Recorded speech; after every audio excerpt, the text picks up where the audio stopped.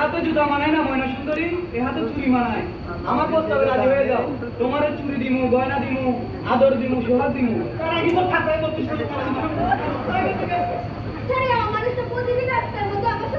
আর করবো না, আমি ধর পাশে থাকবো।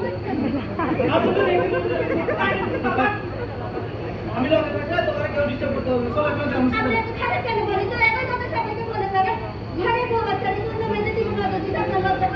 আরে পুরুষ মানুষের লজ্জা থাকে না, চলো। এই মনে রে, ওরা দেখলে আমার মনের মধ্যে আগুন জ্বলে।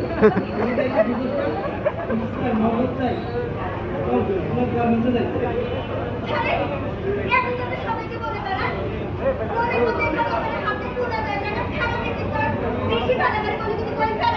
তারা কিন্তু চাকরি খাই দিব, তখন অন্ধ মারা দিয়া রাস্তায় বিক্রি করে খাইতে হবো। কথাটা মনে রাখিস না বাবা, সব সুপারভাইজার।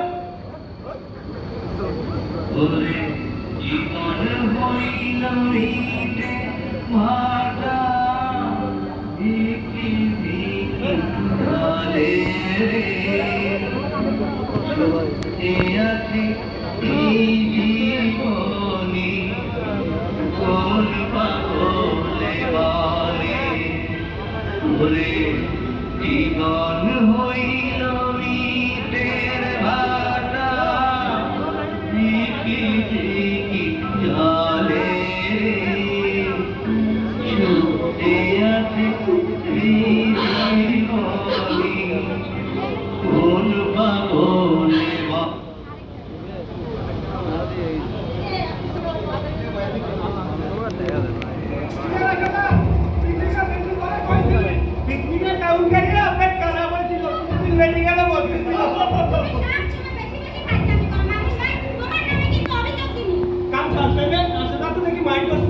পাগলে একটু মস্কারা করলাম আর কি।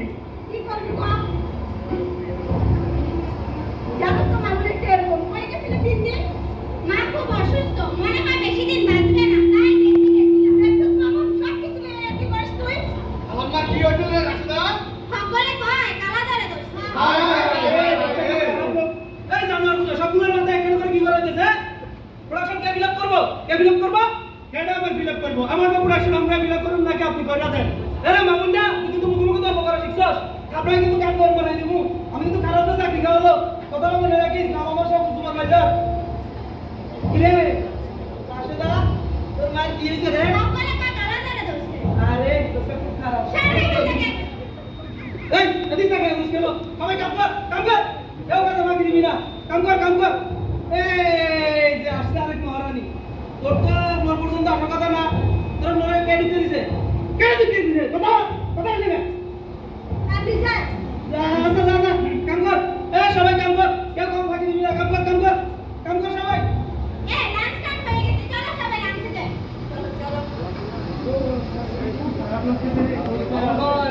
আমি কামে ডাল রান্না দাচ্ছি। আরে ভয় করতে পারে।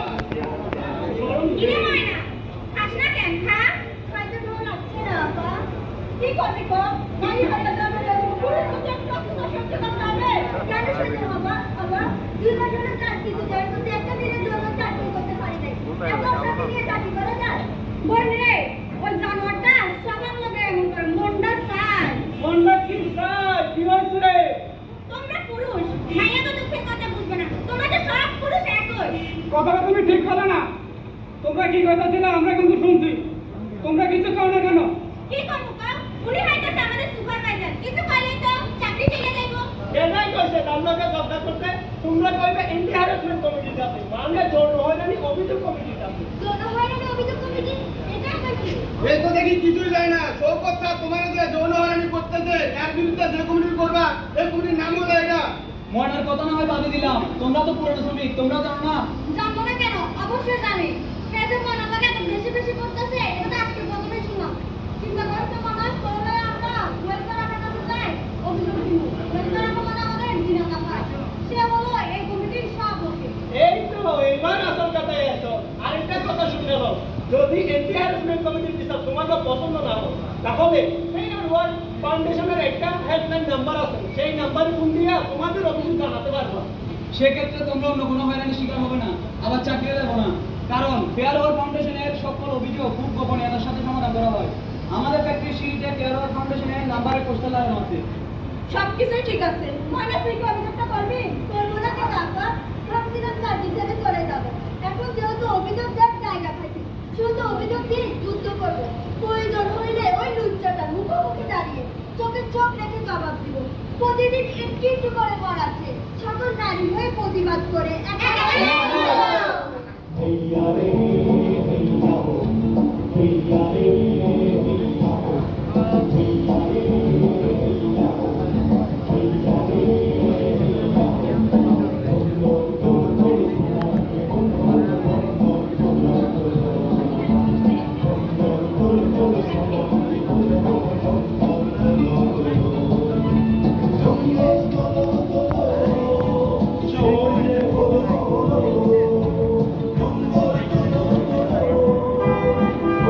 স্যার, প্রোডাকশন কমাতে আমার কোনো দোষ নাই স্যার, সব দোষ এই জিনাত ম্যাডামের।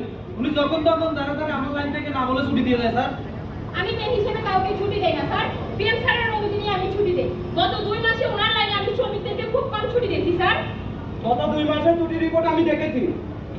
জিনাত যা বলেছে সেটাই সত্য। বলো তোমার লাইনের সমস্যা কি? স্যার, আমি তো যথাসাধ্য চেষ্টা করি, ওদেরকে বকাঝকা দেই। তারপরে তো স্যার ক্যান প্রোডাকশন হয় না। আমার আর কটা দিন সময় দেন স্যার, সব কটা একদম সাইজ করে দিন। তোমাকে কিছুই করতে হবে না, যা করার ফ্যাক্টরি ম্যানেজমেন্ট করবো। কেন স্যার, আমার নামে কি কেউ বিচার দিচ্ছে স্যার? সেটা সময় হলেই জানতে পারবে। স্যার, আপনারা না করলেও আমি বুঝি নিশ্চয়ই ময়না অভিযোগ করছে। এই মাইয়াটা স্যার চরম একটা ফাঁকিবাজ মাইয়া। আমি প্রোডাকশনের জন্য চাপ দেই, এই জন্য আমাকে মিথ্যা অভিযোগ করছে স্যার। ময়না যে অভিযোগটা করছে তোমাকে কে বলেছে? না মানে ইয়ে স্যার, শোকত, এই ফ্যাক্টরিটা আমি অনেক কষ্ট করে গড়ে তুলেছি। তোমার ব্যাপারে পরবর্তী সিদ্ধান্ত না হওয়া পর্যন্ত তোমাকে সাময়িক বরখাস্ত করা হলো।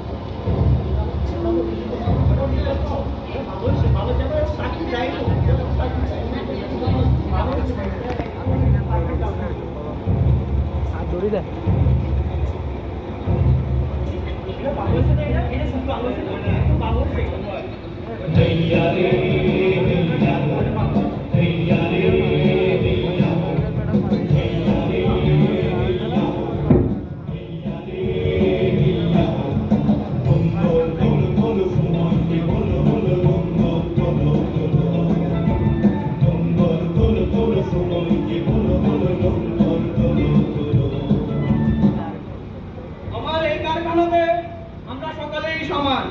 শ্রমিক না থাকলে কারখানা থাকবে না, কারখানা না থাকলে মালিকও থাকবে না। একইভাবে মালিক না থাকলে কারখানা হবে না, আর কারখানা না হলে শ্রমিকও থাকবে না। আসল কথা হলো প্রোডাকশন। প্রোডাকশন না থাকলে মালিক শ্রমিক কেউই থাকবে না। এই প্রোডাকশনের উপরই আমাদের ইনকাম নির্ভর করে। তোমাদের এখানে ডেকেছি দুইটা গুড নিউজ দেওয়ার জন্য। গুড নিউজ এক, গত 1 মাসের প্রোডাকশন হিসাব করে দেখা গেছে আমাদের ফ্লোরে 12টা লাইনের মধ্যে তোমাদের লাইন ফার্স্ট হয়েছে। কোনো কারণে লেট করে না, আর নতুন সুপারভাইজার ভালোবাসা দিয়ে কাজ দেওয়া হয় না।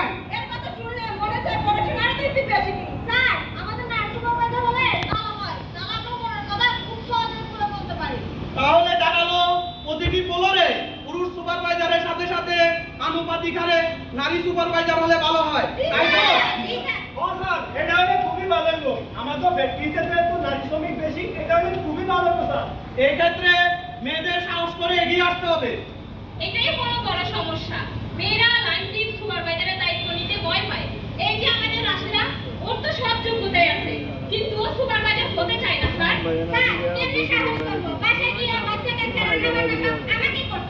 কেন? দিনার তো করে। দিনাতের মতো এই অফিসে আরো অনেকে মেয়ে আছে যারা বড় বড় পোস্টে চাকরি করে। তোমরা কেন পারবে না?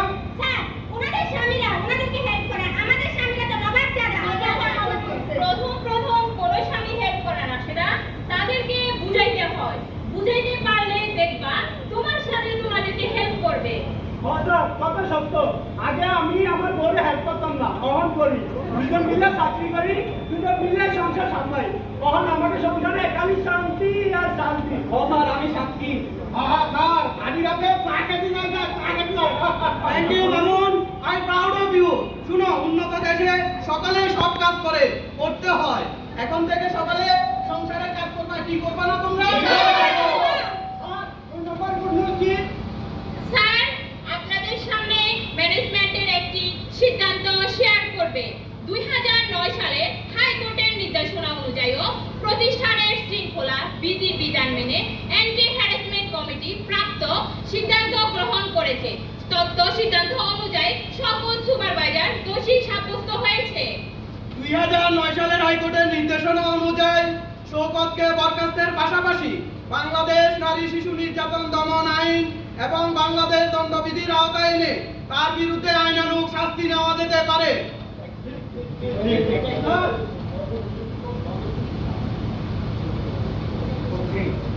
এতদিন আমি অন্ধকারের মধ্যে ছিলাম স্যার আজ বুঝতে পারছি আমি কত বড় অমানুষ জানোয়ার ছিলাম এতদিন আমি যা কিছু করছি স্যার এই পুরুষ হওয়ার অহংকার থেকে করছি একটা বড় ভাবি নাই আমিও মানুষ এরা সবাই মানুষ মানুষের এরকম মানুষের মতো কাজ কেমনে করলাম স্যার পুলিশ ডাকেন স্যার পুলিশ ডাকেন আদালতে আমার বিচার হোক দুনিয়ার সবচাইতে বড় আদালত হলো মানুষের বিবেক তোমার বিবেকই তোমাকে শাস্তি দিচ্ছে শওকত এই বিবেকের দংশন থেকে তুমি সহজে মুক্তি পাবে না হ্যাঁ স্যার ঠিক আছে কিন্তু উনি সবথেকে বেশি হ্যারাস করছে ময়নাকে ময়না যেটা বলবে আমরা সেটাই মেনে নিব ময়না নির্ভয় বলো তুমি কি চাও আইনের দৃষ্টিতে যেটা সঠিক সেটাই হওয়া উচিত তাহলে আর কোনো মেয়ে নির্যাতনের শিকার হবে না আর কোনো সম্পদও জন্ম নিতে পারবে না আমিও চাচ্ছিলাম তুমি এমন কিছুই চাও আমি কথা দিতেছি আমি তোমাদের পাশে আছি থাকবো তোমরা যদি সহযোগিতা করো আমি এই কারখানাকে যৌন নির্যাতন মুক্ত কারখানা করব স্যার এই দেশের সব মালিক যদি